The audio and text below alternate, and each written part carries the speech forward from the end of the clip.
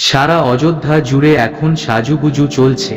মাত্র 16 দিন পরেই অযোধ্যার রাম মন্দিরের উদ্বোধন। আগামী 22শে জানুয়ারি রাম মন্দির উদ্বোধন হবেই হবে। আপনারা অনেক গল্প শুনেছেন রাম মন্দির নিয়ে। কেউ বলেছে রাম মন্দির হবে না, কেউ বলেছে হবে, কেউ বা বলেছেন রাম মন্দির তৈরিতে অলৌকিক কিছু ঘটেছে, ইত্যাদি ইত্যাদি অনেক গল্প। আজ শুনুন সত্যি এক গল্প। ইতিমধ্যে অতিথিদের আমন্ত্রণ পত্র পাঠানো শুরু হয়ে গিয়েছে।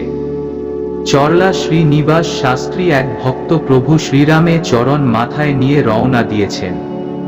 তিনি হায়দ্রাবাদের বাসিন্দা।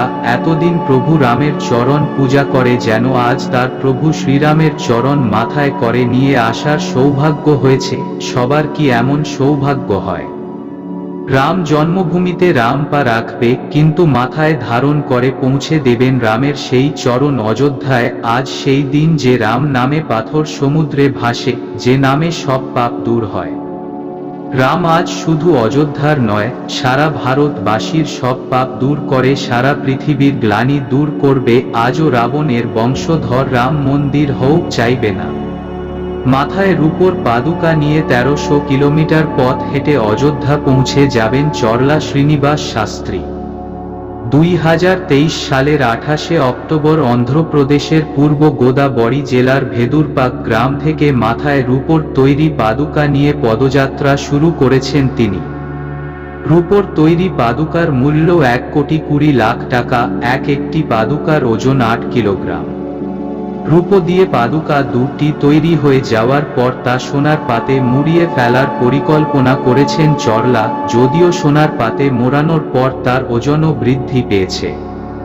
সোনার পাতে মোড়ানোর পর পাদুকা জোড়ার একটির ওজন বেড়ে দাঁড়িয়েছে 12.5 কিলোগ্রাম। পাদুকা দুটি মাথায় নিয়ে প্রতিদিন 38 কিলোমিটার পথ হেঁটে যাচ্ছেন চরলা। আগামী 13ই জানুয়ারি রাম জন্মভূমিতে পৌঁছানোর সম্ভাবনা রয়েছে তার। উত্তরপ্রদেশের মুখ্যমন্ত্রী যোগী আদিত্যনাথ প্রতিশ্রুতি দিয়েছেন যে দর্শনের সময় রূপোর পাদুকাজোড়া মন্দিরের ভিতর রাখতে পারবেন চরলা। এই প্রথম নয়, এর আগেও অযোধ্যা রাম মন্দিরে মূল্যবান বস্তু দান করেছেন চরলা। মন্দির শিলান্যাসের সময় 8টি রূপোর ইট মন্দিরে দান করেছিলেন তিনি।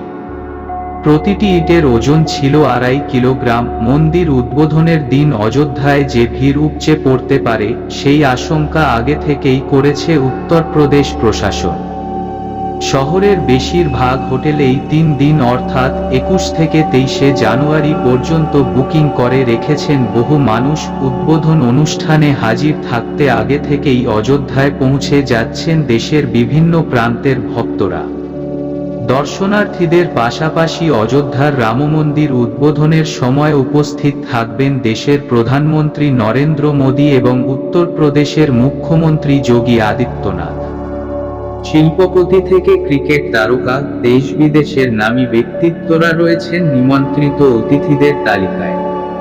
অমিতাভ বচ্চন, অনুপম খের, আলিয়া ভট্ট, রণবীর কপুর, অক্ষয় কুমার, মাধুরী দীক্ষিত, সঞ্জয় লীলা ভনসালী, মধুর ভান্ডরকর, টাইগার শ্রফ, রাজকুমার হিরানি, আয়ুষ্মান খুরানা, অজয় দেবগন, সানি দেওল, কঙ্গনা রানাউতের মতো বলি তারকাদের আমন্ত্রণপত্র পাঠানো হয়েছে।